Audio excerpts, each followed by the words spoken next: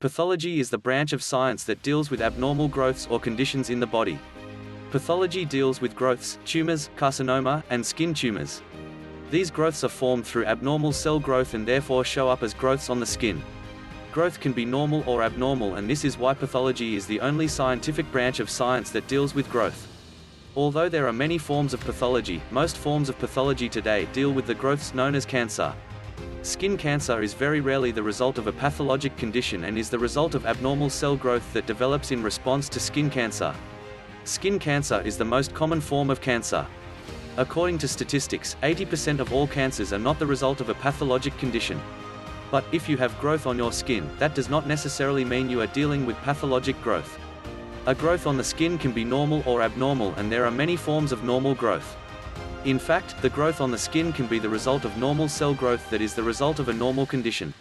But if the growth is abnormal, then it is a form of cancer and has to be evaluated by a pathologist. As you can see, the field of pathology has plenty of options available to choose from. They allow you to learn all about the subject, to study the subject to find out what is normal and what is abnormal, and to decide if your growth is normal or abnormal, and that is the exact process that your doctor will go through when he or she takes your X-ray. He or she will go through a quick check of the X-ray and, if necessary, order a radiograph.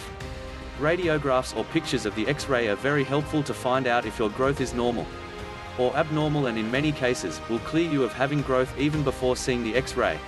If you choose pathology, he or she will tell you how to best care for your growth. He or she will explain in words how to care for your growth and will encourage you to take good care of your growth by getting the proper diet and exercise.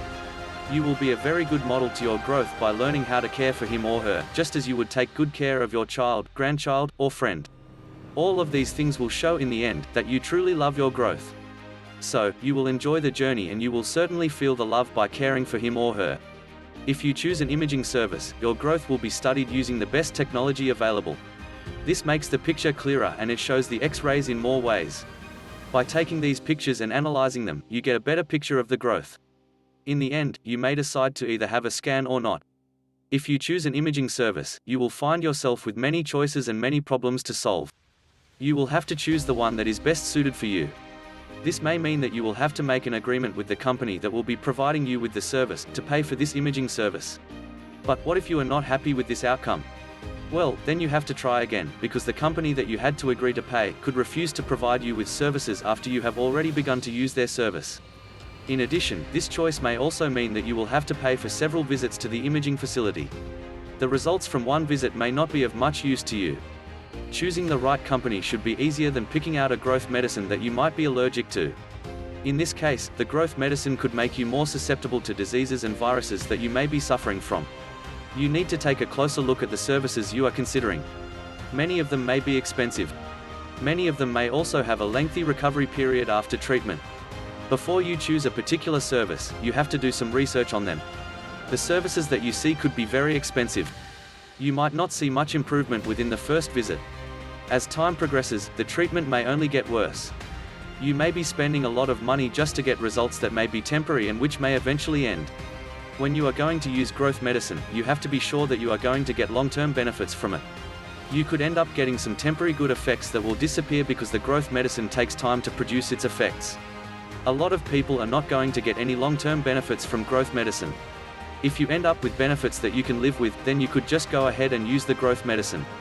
Otherwise, you should avoid growth medicine. As a matter of fact, you should avoid growth medicine for as long as you can. A lot of services offer treatment with growth medicine without testing them for your health. This is a huge mistake. Some services offer treatment with growth medicine without having done any research on your health. You have to be sure that you are going to get some long-term effects from the treatment. When you are thinking about whether you can afford growth medicine, it is always better that you start saving money when you are young. You could start by saving money before you start school and before you start a career. With saving money, you can buy a smaller flat, and living in that flat will become more affordable. You can also get a better job. At the same time, you can also start saving money for the treatments. It is always better to start the treatments earlier than later. After all, you have to make sure that you will be able to afford the treatments in the future when you have saved enough. As a matter of fact, services that charge you every time you want to use the services are not good, but only give you free samples. The free samples are meant to check if you really can afford the treatments.